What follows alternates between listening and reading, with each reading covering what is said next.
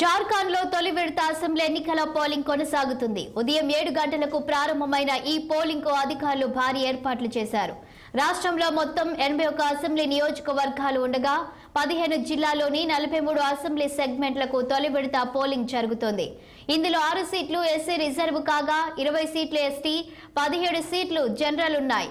తొలి దశలో మొత్తం 683 మంది అభ్యర్థులు బరిలో ఉన్నారు.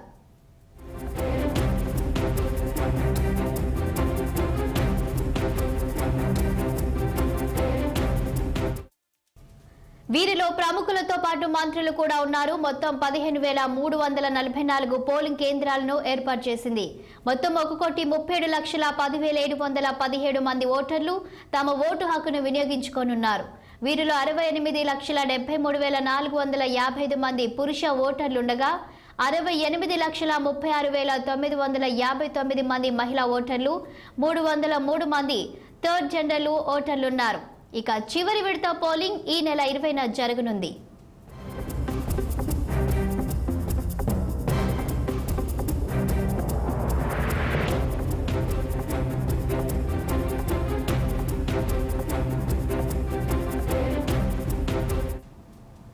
అటు దేశంలోని పలు అసెంబ్లీ స్థానాల్లో ఉప ఎన్నికలతో పాటే వయనాడు పార్లమెంటరీ స్థానానికి ఉప ఎన్నికలు ప్రశాంతంగా కొనసాగుతుంది. ఇక ప్రస్తుతం ఇక్కడ ప్రతిపక్షాల ఉమ్మడి కూటమి ఇండియా అధికారంలో ఉంది. జార్ఖండ్ ముక్తి మోర్చా, కాంగ్రెస్, వామపక్షాల ప్రభుత్వానికి ముఖ్యమంత్రి హేమంత్ సోరెన్ నాయకత్వాన్ని వహిస్తున్నారు. భారతీయ జనతా పార్టీ, కాంగ్రెస్ సారథ్యంలోని ఎన్డీఏ ఇండియా కూటమి అధికారాన్ని నిలబెట్టుకోవడానికి జేఎంఎం, కాంగ్రెస్, వామపక్షాలు ఈసారి అధికారంలోకి ప్రభుత్వాన్ని ఏర్పాటు చేసి తీరాలని భారీగా ప్రయత్నాలు చేశారు.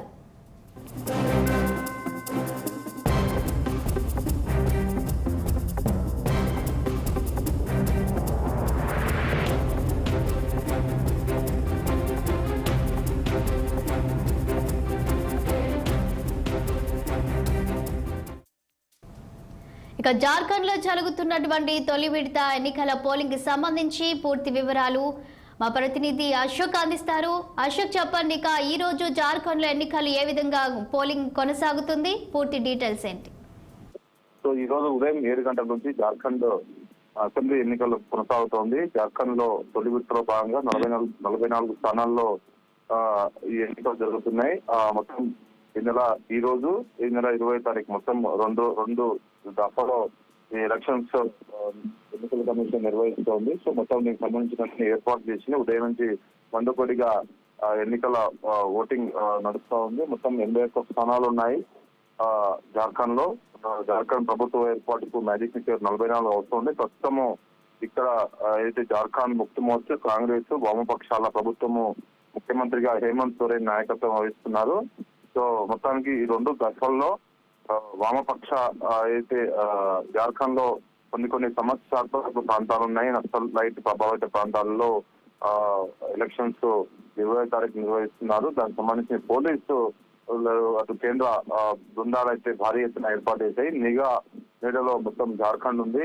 డ్రోన్ల ద్వారా ప్రతి పోలీస్ స్టేషన్ ని క్షుణ్ణంగా చెక్ చేస్తున్నారు. అదేవిధంగా ఇప్పుడు ఎన్డీఏ కూటమి కూడా ఈసారి ఎలా అయినా అధికారంలో రావాలని ప్రయత్నం చేస్తుంది. మొత్తం ఓటర్ల సంఖ్య 2 కోట్లకు పైగా ఉంది. ఇందులో పురుషులు 1,31 లక్షలు, 1,29 లక్షలు మహిళలు ఉన్నారు. సో 19 లక్షల మంది తొలిసారి ఓటు హక్కు వినియోగించుకున్నారు. యువ ఓటర్లు 66 లక్షల మంది ఉన్నారు. మొత్తం 43 దశల్లో ఈ రోజు ఓటింగ్, 43 నియోజకవర్గాల్లో ఓటింగ్ ఉంది. సో మొత్తం 683 మంది అటు బీజేపీ, ఇటు జార్ఖండ్ ముక్తి, కాంగ్రెస్ మొత్తం కలిపి 683 మంది తమ భవిష్యత్తుని ఈ రోజు తెలనుంది. సో ఓవరాల్ గా వీరిలో 73 మంది మహిళలు కూడా ఉన్నారు. 15,344 పోలీస్ స్టేషన్లు కూడా ఎన్నికల కమిషన్ ఏర్పాటు చేసింది. సో ఇప్పటికే కొంతమంది, ముఖ్యంగా ఎవరైతే కేంద్ర మంత్రి అన్నపూర్ణాదేవి కూడా ఓటు హక్కు వినియోగించుకుంది. కొడేర్మాల్ లోని పోలింగ్ కేంద్రం తమ ఓటు హక్కు ఆమె వినియోగించుకుంది.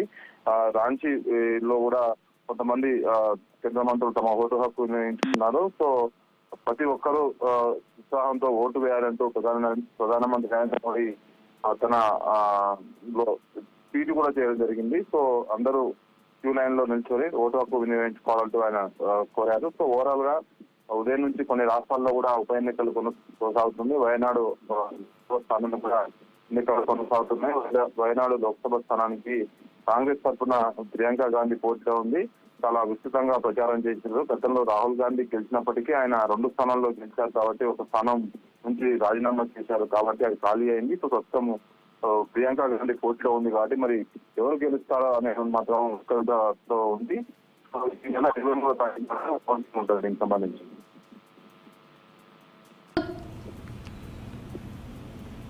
Thank you Ashok.